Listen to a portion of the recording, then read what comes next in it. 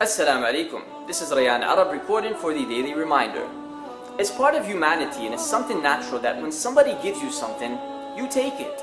It's natural. Why? Because you know inside that you will give this person something in return, which will make it a give and take transaction instead of just taking without giving. For instance, your boss, he wants you to work on Thursday.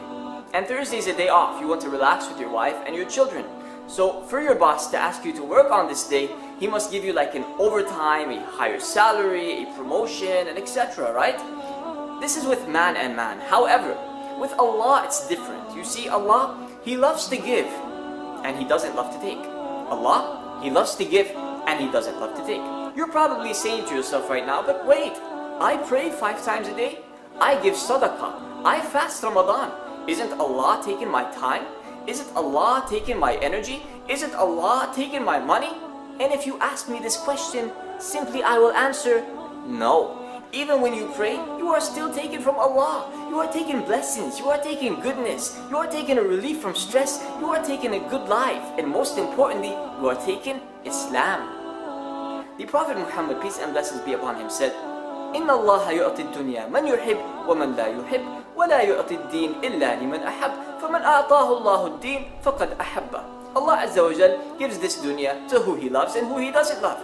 But He doesn't give this deen except to who He loves. So if Allah Azza wa Jal gave you this deen, that means He loves you. Being a Muslim, carrying this religion, is one of the greatest things that Allah Azza wa Jal gave you. Because if you look around, you will see some people who studied their bachelor's degree, he studied his master's degree, he studied his PhD, he became a doctor, he became a scientist, he became a teacher, and yet he makes sujood to a stone, and he makes sujood to a man, and he makes sujood to a mouse, and you make sujood to Allah.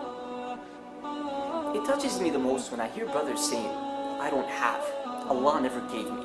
He gave him, but He never gave me. Why does he have and I don't have? It touches me. Why? Because you have your deen, you have your health, you have your wealth, you have your life, you have your wife, you have all these blessings. Instead of saying, why him and not me? Say Alhamdulillah. Say what? Alhamdulillah. Do you know Talha ibn Ubaidillah? Talha ibn Ubaidillah was a friend of the Messenger sallallahu alaihi wasallam. One day during prayer, before prayer or after prayer, the Messenger alayhi salatu wasallam asked Talha, Talha, kayfa haluk? Talha, how are you? You know what Talha said? Talha said, Alhamdulillah. Talha was a very poor man. He had one thobe, a thobe with so many holes in it. The Messenger asked him, how are you? He said, Alhamdulillah. Without anything before or after, he said, Alhamdulillah. If you compare Talha to the people nowadays, your friend at work or at home, your brothers, your families, and etc. If you ask anybody, how are you? Most of them will say, I'm being oppressed. I've been working in my company for 3 years, but I didn't get a promotion. I want to travel to Las Vegas, but I don't know how I'm going to pay for that. I want the new Lexus, but I can't afford it. I want, and he has, but he's not pleased. He wants more. And you ask Talha, Talha, how are you? Alhamdulillah. Talha, what do you have? He has one thobe with many holes in it. So, do you know what the Messenger sallallahu alaihi wasallam did? He gave Talha his shirt. Talha took the shirt, very happy. He went home, he walked inside his house.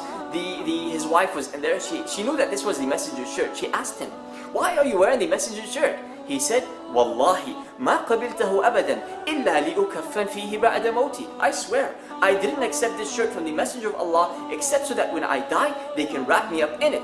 حتى إذا جاء الملكان ليسألوني في القبر من الرجل الذي بعث فيكم أقول هو صاحب القميص الذي أرتديه. So that when the angels come and ask me in the grave, who was the man that was sent to you? I can say, he is the owner of the shirt that I am wearing. Talha ibn Ubaidillah, read about him. These are the people you want to be like. These are the role models. These kind of people who died with this kind of belief and this kind of faith, they are the role models. So you should be pleased with all these things that you have and say Alhamdulillah. Why? Because you have everything and you know what the word happiness is. Other people don't know what happiness is.